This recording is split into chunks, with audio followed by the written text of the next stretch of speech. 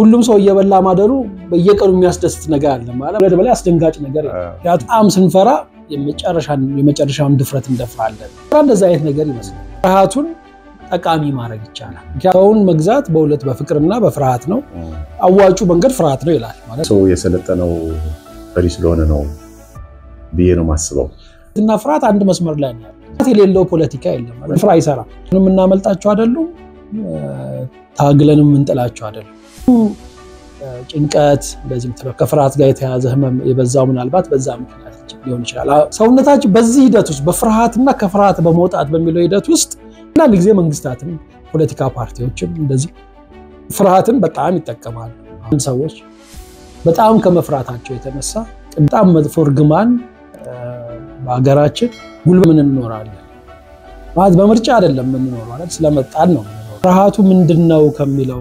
ነው መነሳት ያለው ለዛ ህይወት ያለ መቆየት ፍርሃት ነው አይደል ፍርሃት እንግዲህ አንዱ መረዳት የሚያስፈልገው ነገር ብዙ ነገራችን የተገነባው ከፍርሃት ነው እንግዲህ ምክንያት ያልሆነ ፍርሃት ብለዋል በተንዳንድ ጊዜ ወደ ህመም ሊሄድ ይችላል ለመኖር ምናሳልፋቸው ብዙ ነገሮች አሉ አቋራጭ መንገዱና በቀጥተኛ መንገዱ መካከል ያለው ልዩነት አቋራጭ መንገዱ ፍርሃት የተቆራረጠ ሊሆን ይችላል በፍርሃት ውስጥ ያለ ሰው የሚሆነው ነገር ምንድነው ሽገን ነው የምንኖረውና በየቀን ማሽገን መኖራችን በራሱ